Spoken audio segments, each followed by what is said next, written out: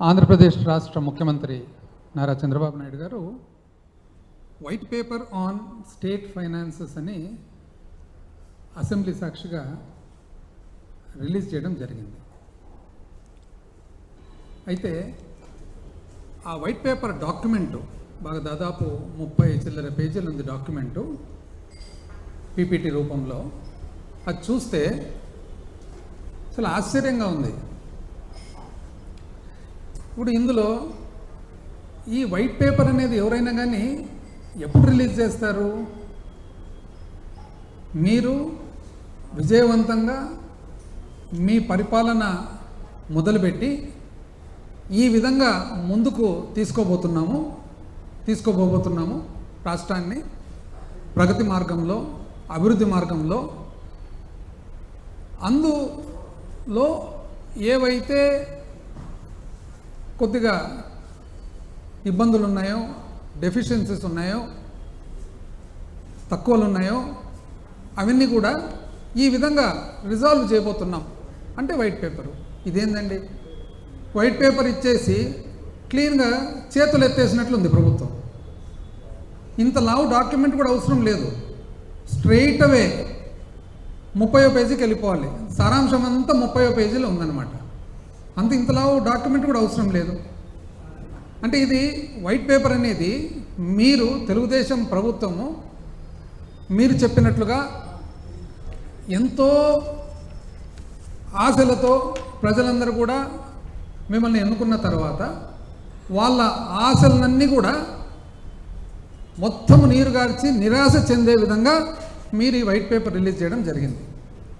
ఇది అసలు చూసిన తర్వాత అనిపిస్తుంది, ఇది శ్వేతపత్రమా లేదా సాకుపత్రమా? శ్వేతపత్రమా లేదా సాకుపత్రమా? అన్ని సాకులు కనపడుతూ ఉన్నాయి. ఆ సాకులు కూడా అన్ని ఇన్వాలిడ్ సాకులు. నేను చెప్తాను ఎందుకు ఇన్వాలిడ్. అసలు సూపర్ 6 అని చెప్పి మీ సూపర్ 6 మీద ఎంతో నమ్మకంతో ప్రజలందరూ కూడా మిమ్మల్ని ఎన్నుకుంటే, ఒకవైపేమో ప్రజల్లోనే డౌట్స్ కూడా చెప్తున్నారు. అసలు ఈ విధంగా ఇన్ని సీట్లు ఎట్లొచ్చినాయి, ఈ విధంగా ఇంత మెజారిటీలు ఎట్లొచ్చినాయని చెప్పి ప్రజలు ప్రశ్న ఒకవైపు. ఈ మధ్యకాలంలో సీనియర్ ఐఏఎస్ ఆఫీసర్స్ కూడా ఎంతోమంది ప్రశ్న వేస్తున్నారు అసలు ఎన్నికల విధానంలో.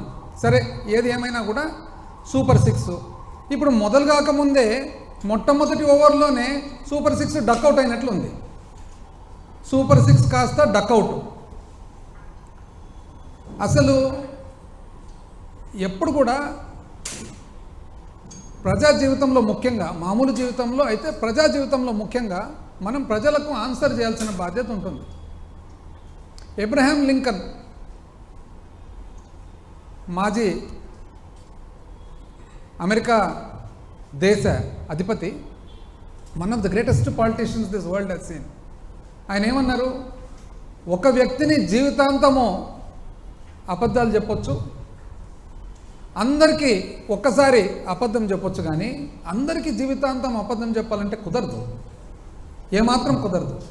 స్ట్రెయిట్ అవే 30వ పేజీకి పోతే ఏమంటున్నారు మీరు? 30వ పేజీలో ఇంచుమించు అంటే 1,000 కోట్లు ఇటువటులో మాట్లాడాలంటే 2,50,000 కోట్లు, 1,000 కోట్లు ఇటువటు అనుకోండి, 2,50,000 కోట్లు మీకు అవసరం ఉంది పరిపాలనకు. ఏం పరిపాలన అనేది? సహజమైన మామూలు పరిపాలన. అంటే మీ స్కీములు ఇంకోటి ఏమి లేకుండా ఓన్లీ జీతాలు, పెన్షన్లు, అప్పు కట్టడము, వెల్ఫేర్ పెన్షన్సు, విద్యుత్తుకు సంబంధించిన సబ్సిడీ, పీడిఎస్ మన రైస్కు సంబంధించిన subsidy, minimum Aarogyasri, diet, MDM, anganwadi, centrally assisted state plan, programmes and అడ్మినిస్ట్రేషన్కు మాత్రమే. అయితే 2,40,000 కోట్లు మీకు ఆదాయం ఉంది. 10,000 కోట్లు అసలు ఈ మామూలు కేవలం జీతాలు, భత్యాలు, అప్పు అండ్ మన వెల్ఫేర్ పెన్షన్స్కు సంబంధించిన పరిపాలనకే 10,000 కోట్ల అప్పు ఉంది, తక్కువ అవుతుంది. కాబట్టి ఏం చేయాలి? అయ్యా, నువ్వు చాలా మేధావివని కదా నిన్ను ఎన్నుకునేది. నీకు అపారమైన అనుభవం ఉందని కదా నేను ఎన్నుకునేది. ఈరోజు నువ్వు ఏం చేయాలి అని చెప్పి మీరే ప్రజలకు ప్రశ్న వేస్తే, ప్రజలతో పాటు పార్ట్నర్షిప్తో మనము ఆలోచన చేద్దాం. ఇంకేందండి పార్ట్నర్షిప్? ప్రజలు చేసే పని చేసేసినారు, ఇక మీది బాధ్యత. ప్రజలు ఏం చేస్తారు దీంట్లో పార్ట్నర్షిప్? ప్రజలు వెయిట్ చేస్తున్నారు, వేచి. అసలు ఎప్పుడెప్పుడు మీరు ప్రతి ఒక్క ఇంట్లో ఉండే ప్రతి పిల్లలకు అమ్మఒడిస్తారు, ఎప్పుడెప్పుడు 18 ఏళ్ళు నిండంగానే మహిళలకు మీరు నెలకు 1500 ఇస్తారు, ఎప్పుడెప్పుడు 60 సంవత్సరాల ముందే 50 సంవత్సరాలకే మీరు 4000 రూపాయలు పెన్షన్ ఇస్తారు, ఎప్పుడెప్పుడు మీరు రైతు భరోసా 20,000 రూపాయలు సంవత్సరానికి ఇస్తారు, ఎప్పుడెప్పుడు మీరు మన అన్ఎంప్లాయిడ్ యూత్కి అంతా కూడా, నిరుద్యోగులకు అందరికి కూడా మీరు నెల నెల డబ్బులు ఇస్తారని చెప్పి అసలు కాచుకొని ఉన్నారు అందరూ. మీరు ఇవన్నీ పక్కన పెట్టి సూపర్ 6ను డకౌట్ రూపంలో పక్కన పెట్టి అసలు మామూలుగా చేయవలసిన స్కీమ్ కూడా, అంటే ఈ సమయానికి 5 సంవత్సరాలు కూడా అసలు బళ్ళు తెరిచేటప్పటికి ఇవ్వవలసిన అమ్మఒడి కూడా ఇవ్వకుండా ఆలోచన చేద్దాము. డేటా తీసుకోవాలి అంటే ఇదేందండి డేటా? అంటే మీరు 6 వైట్ పేపర్లు రిలీజ్ చేస్తారే, డేటా లేకుండానే రిలీజ్ చేస్తారా? అంటే డేటా లేకుండా వైట్ పేపర్ రిలీజ్ చేస్తారా? జగన్మోహన్ రెడ్డి గారు నిన్న మాట్లాడుతూ బాగా చక్కగా చెప్పినారు. ఏందుండండి డేటా? సింపుల్ డేటా కదా. పిల్లలు ఎంతమంది ఉన్నారు? 40 లక్షల చిల్లర మంది తల్లులు. పిల్లలు ఎంతమంది ఉన్నారు? 80 లక్షల చిల్లర మంది పిల్లలు. 80 లక్షల చిల్లరు ఇంటూ 15,000 మీరు చెప్పినదే. దానికి ఏమి అంత పెద్ద డేటా ఏముంటుంది దీంట్లో? ఇంకా డేటా కావాలి అని అంటారు. అసలు ఎంత అన్యాయం అంటే ఫస్ట్ మొట్టమొదటి నుంచే మొదలు పెడితే ఏమన్నారు ఫస్ట్లో?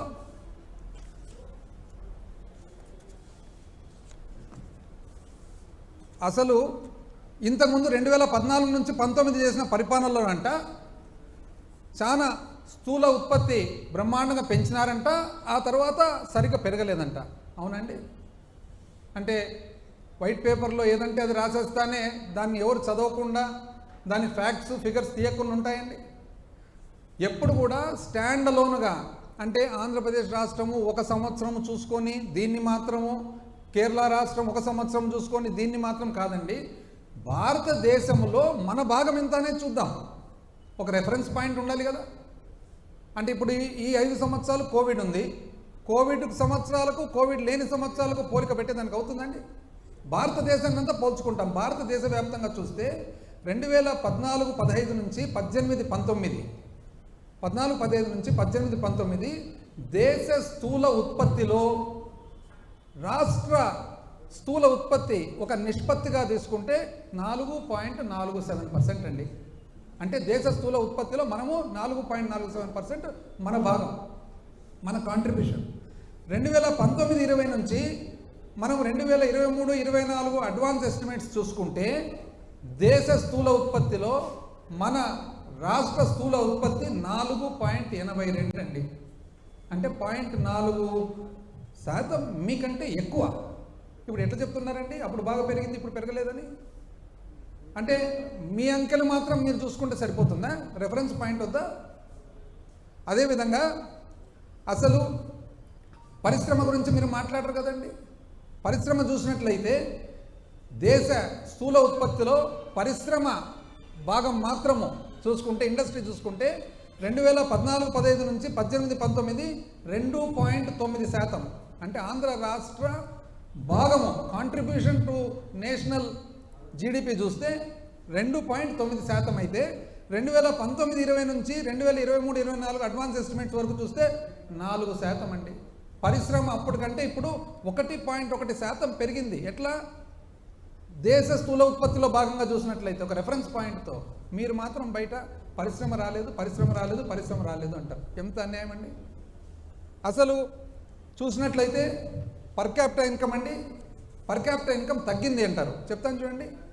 ఆంధ్రప్రదేశ్ రాష్ట్రము 2018-19 లాస్ట్ సంవత్సరం తెలుగుదేశం రిజిమ్లో మన పర్ క్యాపిటల్ ఇన్కమ్ వచ్చేసి 1,54,031 రూపాయలు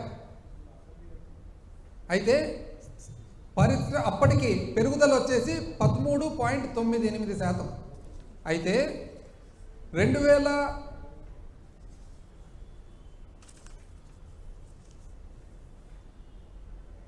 2015-16 నుంచి 2018-19 చూసినట్లయితే ఆ పీరియడ్లో 2018-19 1,54,031 రూపాయలు అయితే పెరుగుదల వచ్చేసి 11.38%.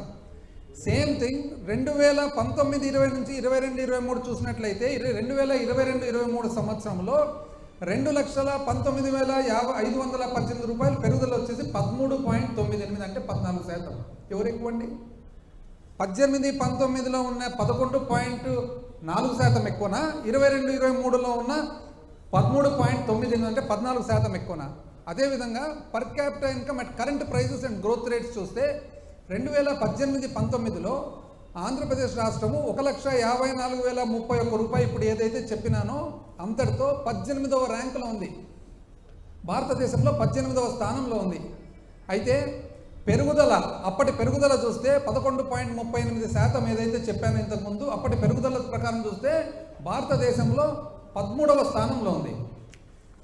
అయితే అదే 2022-23కి వచ్చేటప్పటికి ఆంధ్రప్రదేశ్ రాష్ట్రము నేను చెప్పిన 2,19,518 రూపాయలు ఏదైతే ఉందో భారతదేశంలో 7వ స్థానంలో ఉంది. పెరుగుదలలో చూసినట్లయితే 13.98 ఏదైతే 14% ఇంచుమించు నేను చెప్పినానో 6వ స్థానంలో ఉంది. అంటే 2018-19 వాళ్ళ పీరియడ్లో మనము 18వ స్థానము పర్ క్యాపిటల్ ఇన్కంలో ఉంటూ పెరుగుదల మాత్రము 13వ స్థానంలో ఉన్నాము. ఈరోజు మనము 22-23కి వచ్చేటప్పటికి పర్ క్యాపిటల్ ఇన్కంలో 7వ స్థానంలో ఉంటూ పెరుగుదల 6వ స్థానంలో ఉన్నాము. లేదండి ప్రగతి? ఎట్లా చెప్తున్నానండి? చెప్తాను, అన్నీ చెప్తాను. అయిపోయింది, ప్రెస్ కాన్ఫరెన్స్ అయినాక చెప్తాను. మధ్యలో ఆన్సర్స్ క్వశ్చన్స్ అంటే కష్టం కదా. అదేవిధంగా అన్నీ మీ క్వశ్చన్స్ అని లాస్ట్లో ఆన్సర్ చేస్తాను.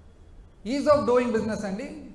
ఈజ్ ఆఫ్ డూయింగ్ బిజినెస్లో మేము నెంబర్ 1 అన్నారు. ఈజ్ ఆఫ్ డూయింగ్ బిజినెస్ చూసినట్లయితే 2015లో 2వ స్థానంలో ఉంటూ 2017-18కి వచ్చేటప్పటికి 1వ స్థానంకి వచ్చి రావడం జరిగింది. కరెక్టే. కానీ అప్పుడు ఈజ్ ఆఫ్ డూయింగ్ బిజినెస్ ఏ విధంగా లెక్కేసేవాళ్ళు? మనము సంస్కరణలు ఏవైతే చేస్తున్నాము అనే ప్రకారంగా ఈజ్ ఆఫ్ డూయింగ్ బిజినెస్ లెక్కేసేవాళ్ళు. 19-20 నుంచి 20-21 వరకు వచ్చేటప్పటికి వరుసగా 2 సంవత్సరాలు మా ప్రభుత్వంలో 1వ స్థానంలో ఉన్నాం. ఏ విధంగా 1వ స్థానంలో ఉన్నాము? 1వ స్థానంలో ఉండేది సంస్కరణలే కాకుండా ఫీడ్బ్యాక్ నుంచి, అంటే ప్రజలు ఇచ్చిన ఫీడ్బ్యాక్, పరిశ్రమ ఎవరైతే స్థాపించినారో వాళ్ళ ఫీడ్బ్యాక్, వ్యాపారస్తుల ఫీడ్బ్యాక్ నుంచి చూస్తే 1వ స్థానంలో ఉన్నారు. కానీ మీరు చెప్పే ప్రకారం అయితే అప్పట్లో ప్రగతి ఉంది, ఇప్పుడు లేదు అని అంటారు. ఎంత అన్యాయంగా చెప్తారండి అది. అదేవిధంగా డైవర్షన్ ఆఫ్ ఫండ్స్ త్రూ ఎంత అండి? ఇప్పుడు ఏ విధంగా డైవర్ట్ చేసినారండి? ఇప్పుడు లిక్కర్ ఏదైతే అమ్ముతామో ప్రభుత్వం లిక్కర్ సేల్స్ చేసినప్పుడు దాంట్లో ఒక 6-7 రకాల కాంపనెంట్స్ ఉంటాయి. ఒకటి లైసెన్స్ ఫీ, ఒకటి ఎక్సైజ్ డ్యూటీ, ఒకటి అడిషనల్ ఎక్సైజ్ డ్యూటీ, ఒకటి ప్రివిలేజ్ ఫీ, ఒకటి ఏఆర్ఈటీ, ఒకటి ఆర్ఈటీ, ఒకటి స్పెషల్ మార్జిన్, అదర్స్. అయితే ఇంతకుముందు తెలుగుదేశం ప్రభుత్వంలో రీటైల్ షాపులు ఉన్నప్పుడు లిక్కర్ సేల్స్ అన్నీ కూడా ఆ ఊర్లో ఉండే వాళ్ళు సిండికేట్ అయిపోయి వాళ్ళే తెలుగుదేశం వాళ్ళే లిక్కర్ షాప్ నడుపుతూ సిండికేట్ అయ్యి ఆ సిండికేట్లో భాగంగా ఎంఆర్పి ఏదైతే ఉందో అంతకంటే ఎక్కువ అమ్మేవాళ్ళు. అంటే ఉదాహరణకు ఒకవేళ బియర్ బాటిల్ ఒకటి 100 రూపాయలు అయితే ఒక 10 రూపాయలు 20 రూపాయలు వాళ్ళు సిండికేట్ చేసుకొని ఆ ఊర్లో ఎక్కువ అమ్మేవాళ్ళు. మా ప్రభుత్వం వచ్చిన తర్వాత ప్రభుత్వం ఎప్పుడైతే సేల్స్ స్టార్ట్ చేసిందో ఆ సేల్స్ స్టార్ట్ చేసిన తర్వాత ఆ అన్ఆథరైజ్డ్గా, అనధికారికంగా ఏదైతే ఎక్కువ రేట్ అమ్ముతున్నారో అందాజుగా అది ఎంత అని కనుక్కొని దాన్ని ఏఆర్ఈటీ, అంటే ఉదాహరణకు 100 రూపాయల బీర్ ఒకవేళ 110 రూపాయలు అమ్మే పాట అయితే ఆ 10 రూపాయలు అనధికారికంగా ఏదైతే వసూలు చేస్తూ ఉన్నారో అది ఏఆర్ఈటీ అని పెట్టి ఆ ఏఆర్ఈటీ అడిషనల్ రీటైల్ ఎక్సైజ్ ట్యాక్స్ పెట్టి ఆ ఏఆర్ఈటీని ప్రభుత్వంకు సంబంధించిన స్టేట్ డెవలప్మెంట్ కార్పొరేషన్ యొక్క కార్పొరేషన్కు సంబంధించిన అప్పు దిద్దేదానికి ఎస్క్రో చేసి ఆ అప్పు కూడా ఏ విధంగా చేయడం జరిగింది? అది చట్టపరంగా అసెంబ్లీలో చట్టం చేసి చేయడం జరిగింది. ఆ అప్పు కూడా దేనికి? కేవలం 4: రైతు భరోసా, అదేవిధంగా ఆసరా, అదేవిధంగా చేయూత, అదేవిధంగా అమ్మఒడి. కేవలం 4 కార్యక్రమాలకు మాత్రమే. అంటే ఒక మందు సీసా అమ్మితే మందు సీసా మీద అనధికారికంగా ఎవరైతే సంపాదిస్తున్నారో అనధికారికంగా సంపాదనను అధికారికంగా తీసుకొని ఆ డబ్బులతో మాత్రమే ఈ 4 మంచి స్కీములు జరిగితే దాన్ని అన్యాయం అండి అని అన్నారు. మరి ఈరోజు మేధావులు కదా, మేధావులు అయితే మరి ఏ విధంగా మీరు 2 నెలలు అయినా కూడా ఇంచుమించు అదే సేల్స్ నడుపుతున్నారండి? ఎందుకు నడుపుతున్నారు అదే సేల్స్? అదేవిధంగా స్టేట్ ఫైనాన్షియల్ కార్పొరేషన్ ఏదైతే పెట్టినారో ఏమన్నారు? Rerouting diversion of funds.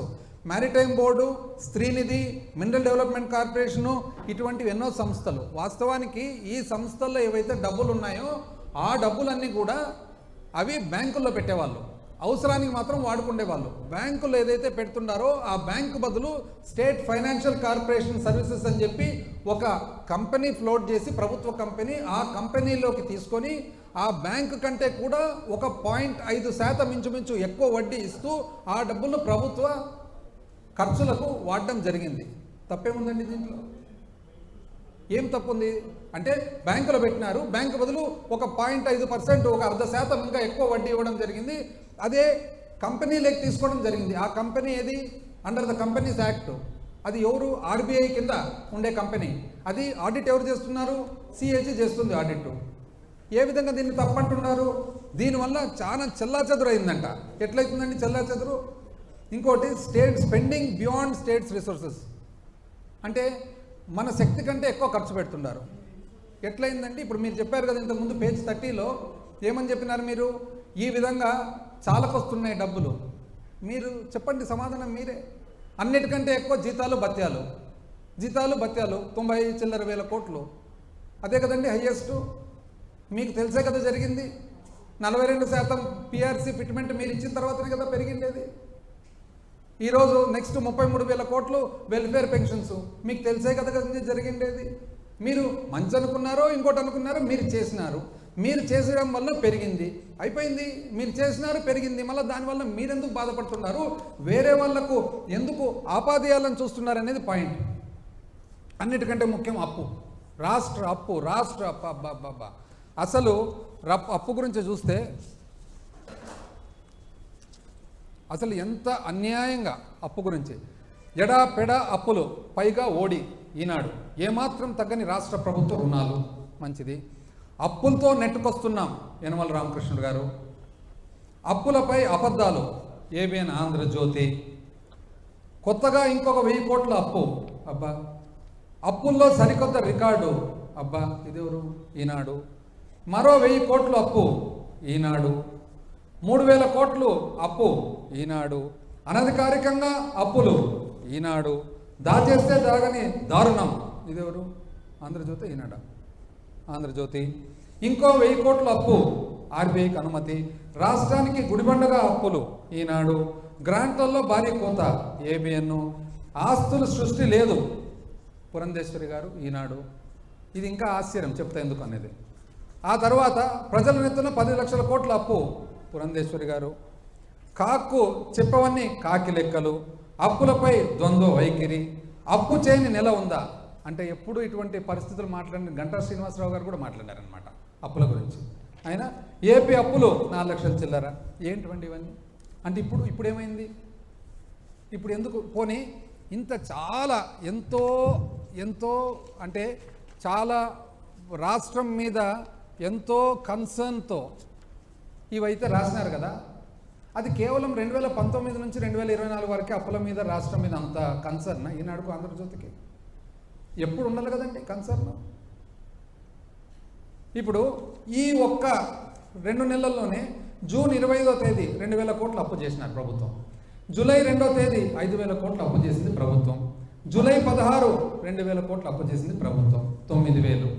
ఇప్పట్లో తొందరలోనే ఇంకో 3,000 కోట్లు. ఒక్క రోజన్న పేపర్లో కనపడిందండి ఎక్కడన్నా అప్పని? అంటే చాలా కన్సర్న్ కదా రాష్ట్రం మీద, రాష్ట్ర అప్పు మీద. 2019లో కన్సర్న్ స్టార్ట్ అవుతుంది, మనకు చాలా ఇది ఆవేదన స్టార్ట్ అవుతుంది. 2024తో ఆవేదన బంద్ అవుతుంది. ఇప్పుడు అసలు లేదే. అసలు నిజం చెప్పాలంటే 5,000 కోట్ల అప్పు అనేది ఎప్పుడు జరగలేదు రాష్ట్ర ప్రభుత్వంలో. 2 సార్లు జరిగినది. ఎప్పుడు తెలిసిన? మొన్న టీడీపీ ప్రభుత్వంలో జూలై 2, 2024 5,000 కోట్లు. మళ్ళీ అంతకుముందు ఏప్రిల్ 5, 2019 ఎలక్షన్ల సమయంలో ఇంకా తెలుగుదేశం పార్టీ ప్రభుత్వం ఉండగా 5,000 కోట్లు. అప్పట్లో అప్పులండి మే 14, 2014 2,000 కోట్లు, సెప్టెంబరు 2,000 కోట్లు, సెప్టెంబరు 2,000 కోట్లు, 2019 1,000 కోట్లు, 5,500, 5,000, 5,000, 2,500, 1,000. అప్పుడెందుకు రాయలేదండి అప్పుల గురించి?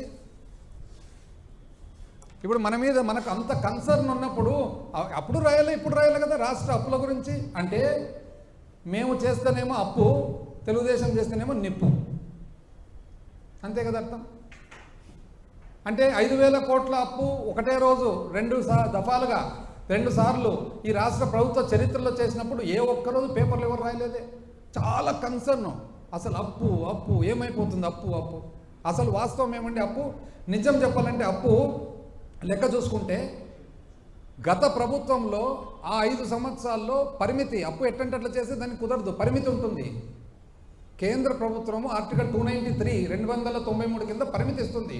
ఆ పరిమితిలో భాగంగా పొరపాటున అప్పుడు వాళ్ళు లెక్క చూసుకోక ఆ 5 సంవత్సరాల్లో 28,000 కోట్ల అప్పు పరిమితి కంటే ఎక్కువ చేసి ఆ అప్పును మనం ఈసారి దిద్దుతున్నాం ఈ ప్రభుత్వం. ఇది ఎవరన్నా చూస్తున్నారండి? ఎంత అన్యాయంగా చెప్తారండి అప్పు గురించి. అసలు దాన్ని చెప్పేటప్పుడు కూడా ఎంతో కొంత ఒక లాజిక్, ఒక మీనింగ్ లేకుండా చెప్తానండి. ఎన్నిసార్లు అసలు ఎంతమంది ప్రశ్నలు వేసినారు. ప్రశ్నలు వేసినప్పుడు కేంద్ర మంత్రి గారు, ఆర్బీఐ, సిఏజీ ఇంతమంది అప్పు ఇంతే ఉందంటే లేదు, ఇంత కాదు అంత. అంటే ఏ విధంగా ఇంత అన్యాయంగా మాట్లాడుతున్నారు నాకు అర్థం కావడం లేదు అసలు. ఏ దానికైనా కూడా కొంతలో కొంతన్న ఒక సిస్టమ్ కానీ ఒక ఇది కానీ ఉండాలి కదండి. ఏ సిస్టమ్ లేకుండా ఏమి లేకుండా చెప్తే ఎట్లండి అది?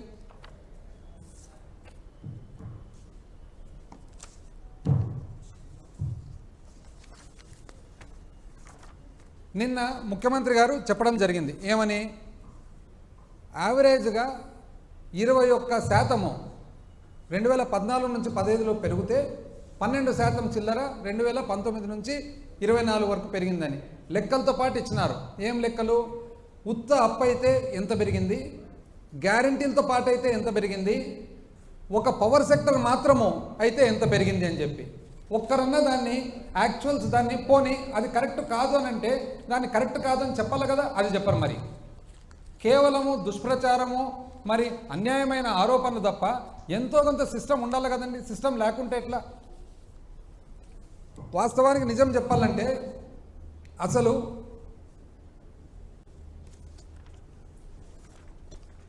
అప్పు గురించి 1,18,051 కోటి ప్యూర్లీ గవర్నమెంట్ అప్పు ఉండగా అది 2 లక్షల ఏది రాష్ట్రం ఏర్పడినప్పుడు 2014లో అది 2,71,795 కోట్లు. 2019 తెలుగుదేశం పార్టీ దిగిపోయేటప్పటికి అది 5,18,000 కోట్లు.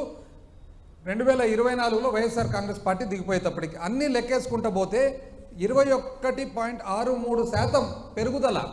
అంటే సంవత్సరం మీద సంవత్సరము 21.63% 2014 నుంచి 15 పెరిగితే 2019 నుంచి 24 వచ్చేటప్పటికి కేవలం 12.9%.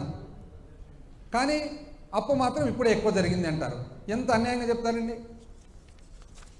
అదేవిధంగా అసలు పర్ క్యాపిటా అప్పు కూడా 2014 నుంచి 19 తలసరి అప్పు చూసినట్లయితే 21% ఉంటే తలసరి అప్పు 12% 2019 నుంచి 24 అయినా కూడా తలసరి పెరిగింది అని అంటారు. ఇంత అన్యాయంగా చెప్తే ఎట్లండి? అసలు మనం కూడా జర్నలిస్ట్గా మనం ఏదన్నా కొద్దిగా విశ్లేషణ చేసి రాసేటప్పుడు దానికి ఒక సమ్ బేసెస్, ఎంతో కొంత ఫ్యాక్చువల్ పొజిషన్. ఇప్పుడు పొలిటికల్ లీనింగ్స్ ఉండొచ్చు, ఒక్కొక్క మీడియా సంస్థకు ఒకరోజు పొలిటికల్ లీనింగ్స్ ఉండొచ్చు. నిజం చెప్పాలంటే వాస్తవము పొలిటికల్ పార్టీ తరఫున డైరెక్ట్గా పేపర్ ఉండేది ఎవరండి? ప్రజాశక్తి, విశాలాంధ్ర. వాళ్ళు ఎప్పుడన్నా రాంగ్ రాసినారండి? ఎప్పుడన్నా వాళ్ళు రాంగ్ రాసినారా? నాకు తెలిసి ఎప్పుడు కరెక్ట్గా ఉంటుంది వాళ్ళది.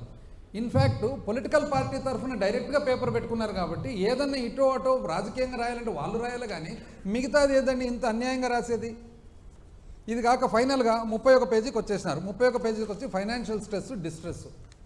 ఏమంటారు డిస్ట్రెస్ ప్రకారము 2 లక్షల అంటే మీరు చెప్పే ప్రకారము మీరేమన్నారు ఫస్ట్, మీరు నన్ను గెలిపించుకోండి, బ్రహ్మాండమైన పరిపాలన ఇస్తాను, నేను సూపర్ 6 ఇస్తాను, ఇంటింటికి చూసినారు కదండి వీడియోలో వాళ్ళ మంత్రి ఒక ఆయన అసలు ఇంటింటికి పోవడము, అమ్మ ఎంతమంది ఉన్నారు పిల్లలు, నీకు 15, నీకు 15, నీకు 15, నీకు 15, 60, ఇట్లా 15, 16, 17, 18 ఇష్టాంతరాన్ని చెప్పుకుంటా ఇండ్లు తిరుగుతున్నాయి. పాపం అమాయకమైన పేద ప్రజలు ఎవరైనా కానీ ఎంతో కొంత పాపం ఆశ. మీరేమంటారు, సంపద సృష్టిస్తా అంటారు. ఈరోజేమో సూపర్ 6 ఫస్ట్ ఓవర్లోనే డక్అవుట్, చేతులు ఎత్తేస్తారు. అంటే మీరేమంటున్నారు ఇప్పుడు, అసలు సంపదలో మేము స్పెషలిస్ట్ అంటే అది కూడా చూద్దాం. ఇప్పుడు సంపదలో మీరిగిన స్పెషలిస్ట్ అయితే మీది పాత రికార్డు ఉంది కదా, చూద్దాం. 2014-15 అప్పుడు రాష్ట్ర రెవెన్యూ, స్టేట్ జోన్ రెవెన్యూ 90,672 కోట్లు, 90,672 కోట్లు. 2018-19 మీరు దిగిపోయేటప్పటికీ అది ఎంత అయింది, 1,14,671 కోటి, 1,14,671 కోటి. అంటే సంవత్సరం మీద సంవత్సరం పెరుగుదల CAGR చూస్తే 6.09. మాకు పరిపాలన రాదు కదండి, మీరు ప్రజలకు అందరూ చెప్తున్నారు కదా మాకు పరిపాలన రాదని చెప్పి. మాకు చూద్దాం ఎట్లుందో.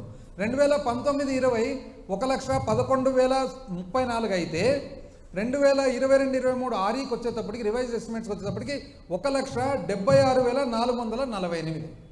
అంటే ఎంతండి, 16.7% సంవత్సరం మీద సంవత్సరం పెరుగుదల.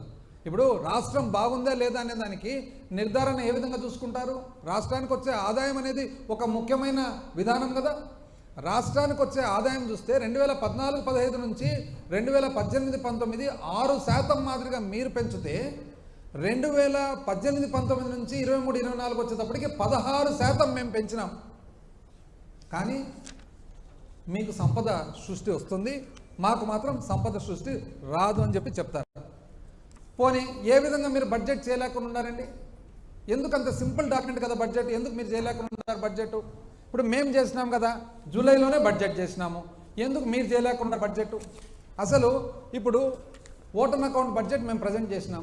ఓటన్ అకౌంట్ బడ్జెట్లో మేము టోటల్ ఎక్స్పెండిచరు 2,79,279, 2,79,279 కోట్లు చూపించినాం బడ్జెట్. ఎంత వచ్చిందండి, 2,75,276 కోట్లు. అంటే మేము చూపించిన 2,79,279 కోట్లకు గాను అందాజుగా ఒక 4,000 కోట్ల కంటే తక్కువ డిఫరెన్స్తోనే బడ్జెట్ కంప్లీట్ చేసాం. మీరెందుకు చేయలేకుండా ఉన్నారండి? మీరు ఎందుకు చేయలేకుండా ఉన్నారంటే మీకు తెలియక కాదు. ఏముంటాయి దాంట్లో బడ్జెట్ ఫిగర్స్ ఏమంటే దాంట్లో రాబడి ఎంత ఉంటుంది, మీరు మూలధన వ్యయం ఎంత ఉంటుంది, మీరు ఖర్చు పెట్టేది ఎంత అని చెప్పి. మీకు 2 కారణాల వల్ల మీరు బడ్జెట్ పెట్టడంలే. ఎందుకు పెట్టడం లేదంటే, ఒకటి, ఎప్పుడైతే మీరు బడ్జెట్ పెడతారో అసలు అప్పు ఎంతనో చూపించాల్సి వస్తుంది. అసలు అప్పు ఎంతైతే చూపిస్తారో మీరు చెప్పిన, ఒకరైతే 14 లక్షలు, ఒకరు 13 లక్షలు, ఒకరు 10 లక్షలు, ఒకరు 12 లక్షలు. ఏందండి అన్యాయంగా? అరే ఒకవైపు కేంద్ర ఆర్థిక శాఖ మంత్రి వర్యులు చెప్పినారు ఏమని, అప్పు ఎంత ఉందని. ఒకవైపు CAG రిపోర్ట్ ఇస్తుంది, ఒకవైపు RBI రిపోర్ట్ ఇస్తుంది. అది కాదని చెప్పి ఎవరు కొద్ది వాళ్ళు. అసలు అక్కడ కేంద్ర ఆర్థిక శాఖ మంత్రి వర్యులు స్టేట్మెంటు 4 లక్షల చిల్లర కోట్లు ఇస్తే, ఇక్కడ బీజేపీ స్టేట్ ప్రెసిడెంటు 13 లక్షలు అంటారు. ఎక్కడ 4, ఎక్కడ 13? ఏమన్నా అర్థం ఉందా దీనిలలో? అసలు ఇంత అన్యాయంగా దాంట్లో ఎట్లా? ఇప్పుడు చివరికి ఏం చేసినారు, 9,74,550 అని అంటారు. అది ఏ విధంగా? 4,38,278 రాష్ట్ర అప్పది ఒప్పుకుంటున్నాం, okay. Public account liability 80,914, okay. Corporation మీరు 2,48,000 అంటున్నాం, మేము కాదు 2,18,000 అంటున్నాం. కార్పొరేషన్ ఎట్లా తప్పపోతాయండి? కార్పొరేషన్ అకౌంట్స్ అన్నీ కూడా, ఏ అకౌంట్ చూసినా కూడా పబ్లిక్ కంపెనీస్ అవి. అంటే ఎలక్ట్రిసిటీ డిస్కాము, సివిల్ సప్లైస్, ఇవన్నీ కూడా ఆడిట్ జరుగుతుంది. కంపెనీస్ యాక్ట్ కింద ఫార్మ్ అయిన కంపెనీలో ఆడిట్ జరుగుతుంది. ఆ ఆడిట్ ఎవరు? CAG ఆడిట్ చేస్తుంది. ఎట్లా తప్పిస్తారండి వాళ్ళు? రెండో పాయింట్, సివిల్ సప్లైసు, పవర్ సెక్టరు 36,000 కోట్లు, 33,400 కోట్లు. అంటే డబుల్ ఎంట్రీనా? ఆల్రెడీ మీరు చెప్పిన కార్పొరేషన్ డెట్లో కార్పొరేషన్ లోపల వచ్చేస్తాయి ఇవి, రెండోసారి మళ్ళీ చూపిస్తారు. అంటే అంత అమాయకంగా ఉంటామా? అంటే ఒకవైపు ఆల్రెడీ కార్పొరేషన్ అప్పు కింద చూపిస్తారు, మళ్ళీ పవర్ది ఇంత అప్పు అని చెప్తారు. ఎట్లా వస్తుందండి? Out standing due to vendors అంటే కాంట్రాక్టర్లకు అప్పులంట. 90,000 కోట్లు ఇంకా అప్లోడ్ చేయలే అంటారు. అప్లోడ్ చేయని ఎట్లా చెప్తారండి మీరు అప్పని? అప్లోడ్ అయితే కదా మీకు తెలిసేది. అయిపోతుందమ్మా, అన్నీ అయిపోయి తొందరపడకు, ఉంది కదా టైం. అదేవిధంగా డ్యూస్ టు ఎంప్లాయీస్ ఒప్పుకుంటున్నాం. ఈ విధంగా చూస్తే ఎంత వస్తుందంటే ఇంచుమించు మేము చెప్పిన 7 లక్షల చిల్లర కోట్లకు దరిదాపులు దగ్గరకు వస్తుంది. కానీ మీరు మాత్రము ఎక్కడ మీరు చెప్పిన 14 లక్షలు, ఎక్కడ ఇంకోరు చెప్పిన 13 లక్షలు, ఎక్కడ ఇంకో లాస్ట్ చివరకు గవర్నర్తో కూడా అబద్ధం చెప్పిస్తారు 10 లక్షల కోట్లు అని చెప్పి. ఇప్పుడు దాన్ని రీచ్ కావాలా, ఎట్లా రీచ్ కావాలనేది దీనివల్ల మీరు ఇప్పుడు బడ్జెట్ ప్రజెంట్ చేయడంలే. రెండవది, మీరు బడ్జెట్ ఎప్పుడైతే ప్రజెంట్ చేస్తారో ఆటోమేటిక్గా బడ్జెట్లో మీరు మీ స్కీములన్నీ పెట్టాల్సి వస్తుంది కదా. ఇప్పుడు మీరేమంటున్నారు? డక్అవుట్ అన్నారు. ఏం చేసేదానికి కుదరదు కాబట్టి ఏం చేయాలనో ప్రజలతో సంప్రదిద్దామని. మరి మీరు చాలా మేధావి అని చెప్పి మిమ్మల్ని ఇంత పెద్ద మెజారిటీతో ఎమ్ముకుంటే మీరు ఇప్పుడు మళ్ళీ ప్రజలను అడుగుతామంటే అసలు ఇంతవరకు ఇవ్వవలసిన సింగిల్ అమ్మఒడి కూడా ఇలా నీకు 15 నీకు 15 నీకు 15 నీకు 15 అని చెప్పి తిరుగుతారు ఇల్లు. సింగిల్ 15 ఇలా ఇంతవరకు. మేము ఎట్లా నడిపినాం బడ్జెట్? 2,79,279 కోట్లు పెడితే 2,55,000 కోట్లు అంటే కేవలం 4,000 కోట్ల డిఫరెన్స్తో నడిపినాం కదా. అన్ని స్కీములు ఇస్తాం కదా. చివరకు ఎలక్షన్లప్పుడు రావాల్సిన ఆసరా చేయూత కూడా మీరు ఆపుతారు. కంప్లైంట్ చెప్పి ఆపుతారు, మోడల్ కోడ్ అని చెప్పి. కంప్లైంట్ అయిపోతానే మళ్ళీ ఎలక్షన్ పోలింగ్ అయిపోతానే ఇచ్చిరు కదా, తూచా తప్పకుండా. అంత సులభంగా ఉండదండి, చాలా కష్టపడాల్సి వచ్చింది. మీకు ఒకటి అసలు ఎవరు తెలియని విషయం చెప్తా. మొట్టమొదటి సంవత్సరము ఈ విధంగా పెట్టినప్పుడు చాలా కష్టమవుతుందని చెప్పి ఫైనాన్స్ మీటింగ్లో మేము కూర్చుంటే, చాలా కష్టమవుతుందని ఫైనాన్స్ మీటింగ్లో కూర్చుంటే అప్పుడు జగన్మోహన్ రెడ్డి గారు ఏమన్నారు తెలిసిన? ఇది నేను ఇచ్చిన మాట, ఇది మేనిఫెస్టోలో పెట్టడం జరిగింది, ఇది పేదవారికి, చాలామందికి తెలియదు ఎందుకంటే క్లోజ్ డోర్లో జరిగినది, ఇది పేదవారికి సంబంధించిన వాగ్దానము, ఇది తప్పేదానికి కుదరదు, ఇది అంటూ ఒకవేళ తప్పాల్సి వస్తే నేను దిగిపోతాను అన్నాడు. ఇట్లా అన్నాడు, నేను దిగిపోతాను అన్నాడు. నేను దిగిపోతానంటే అంత మాట ఎందుకని చెప్పి మేమంతా రాత్రి పగులు, మేము కానీ మా ఆఫీసర్లు కానీ, కోవిడ్ అప్పుడు ఎవరికి తెలియదు, ఈరోజు అంత పెద్ద మనుషులందరూ మాట్లాడుతుంటారు. కోవిడ్ అప్పుడు ఏరోప్లేన్ ఎక్కే వాళ్ళు ఎవరు లేరు భయపడి. ఫస్ట్ ఫేజ్ కోవిడ్లో అసలు ఏరోప్లేన్ ఎక్కాలంటే భయము. ఎందుకంటే కోవిడ్ ఫస్ట్ వచ్చినప్పుడు కోవిడ్ అంటూ వస్తే, కరోనా వస్తే చావు ఖాయం అనే లెక్క. ఆ లెక్కలో ఖాళీ ఎయిర్పోర్ట్లు, ఖాళీ ప్లేన్లలో మేము తిరిగినామండి. ఒక్కసారి కాదు, నేను కానీ మా ఆఫీసర్స్ కానీ ఎన్నోసార్లు తిరిగినాం ఖాళీ ఎయిర్పోర్ట్లు, ఖాళీ ప్లేన్లు. ఆ విధంగా తిరిగి కేంద్రంతో రావాల్సినవి మంచి చెడ్డ ఆ రోజు కేంద్రం కూడా ఎంతో సహకరించింది. ఏ మాటకు ఆ మాటకు చెప్పాలా, కేంద్రం కూడా సహకరించింది ఆ రోజు. ఆ సహకారంతో పట్టుదలతో జగన్మోహన్ రెడ్డి గారు ఖచ్చితంగా పేదలకు ఇచ్చిన మాట చేయాలంటే ఆ రోజు చేసినాం. కానీ ఊరుకూరుకునే పోయి వాగ్దానం వచ్చి నీకు 15 నీకు 15 నీకు 15 అని చెప్పి ఈరోజు నా వల్ల ఏం కాదు, సూపర్ 6 కాదు, డక్అవుటు, ఇదేందండి? అందుకని నేను చెప్తున్నాను, ఏం శ్వేతపత్రం అంటారు దీన్ని, సాకుపత్రం అంటారు. ఇది ఎట్లుందంటే, నాకు 2014 ఎమ్మెల్యే అయిన తర్వాత మన పెద్ద ఆయన మైసూరారెడ్డి గారు ఉన్నారు కదా, మైసూరారెడ్డి గారు ఒక మంచి ఇది చెప్పినారు. ఏమనంటే మేము ఏమైనా చెప్తే కథ చెప్పినారంటారనమాట.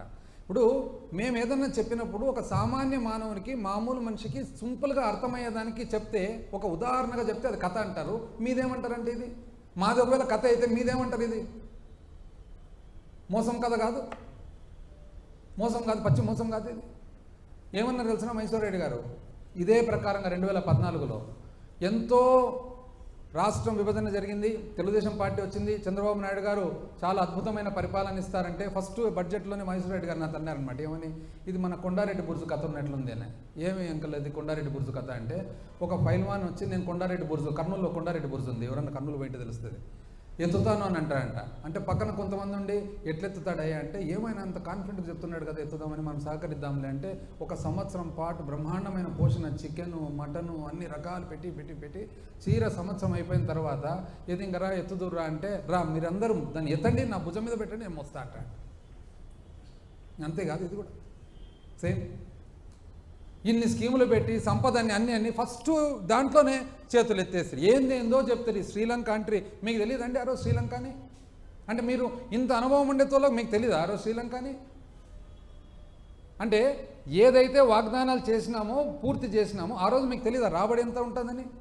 అంటే మీకు తెలుసు కదా రాబడి ఎంత ఉందో మీకు తెలుసు.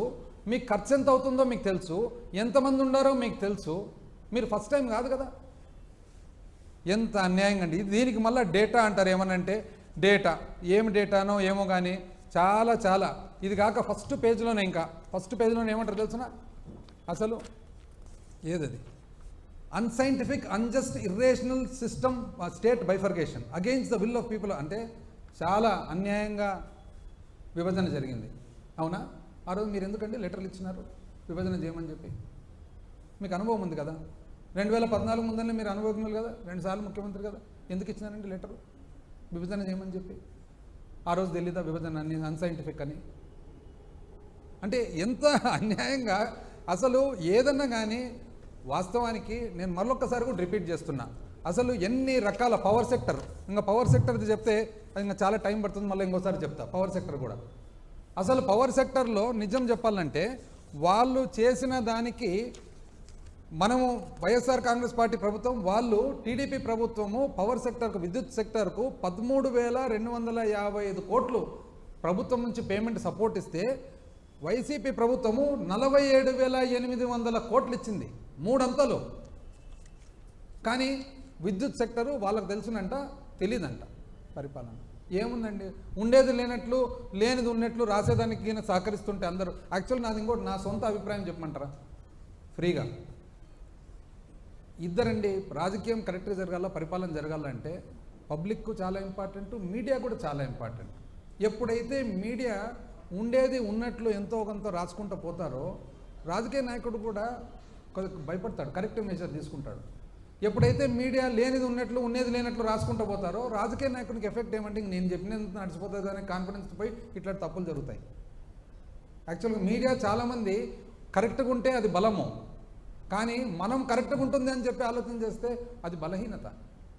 కాబట్టి ఇప్పటికైనా కానీ ప్రజలందరూ కూడా, అయ్యా తెలుగుదేశం పార్టీ చంద్రబాబు నాయుడు గారు చాలా ఎంతో అన్వేషణతో ఉన్నారు అందరూ. ఎప్పుడెప్పుడు అమ్మఒడి 15 15 15 15 ఎంప్లాయీస్ అంతా వెయిట్ చేస్తున్నారు. ఎక్కడ మీరు రకరకాల వాగ్దానాలు ఇస్తారు, ఎక్కడ అని. అసలు మహిళలంతా వెయిట్ చేస్తున్నారు, 18 ఏళ్ళు నిండుతుండే, 19 నుంచి నెలకు 15 రావాలా, ఎక్కడ. వృద్ధులందరూ 60 ఏళ్ళ నుంచి ముందర 50కే, ఎక్కడ. అసలు నిరుద్యోగులందరూ కూడా నెల నెల, ఎక్కడ. పిల్లలందరూ కూడా ఎంతమంది ఉంటే అంతమంది, ఇవన్నీ వెయిట్ చేస్తున్నారండి. మీరు ఒక్కటి కూడా కాకుండా అసలు సూపర్ 6 బై డక్అవుట్ అని ఫస్ట్ ఓవర్లోనే డక్అవుట్ అని చెప్పి ఇదంతా మీరు ప్రియాంబుల్ మాది ఎత్తేసేదానికి ప్రియాంబుల్ మాది పెడితే ప్రజలంతా అమాయకులండి. దయచేసి వద్దండి. మేము కష్టపడినట్లు మీరు కూడా కష్టపడండి. ఎంతో ఆలోచనతోనే, మీరు మేధావులు కదా, ఎంతో ఆలోచనతోనే వాగ్దానాలు చేసినారు. దయచేసి ఆ వాగ్దానాలంతా అట్ ద ఎర్లియస్ట్ కంప్లీట్ చేసేటట్లు చూడండి.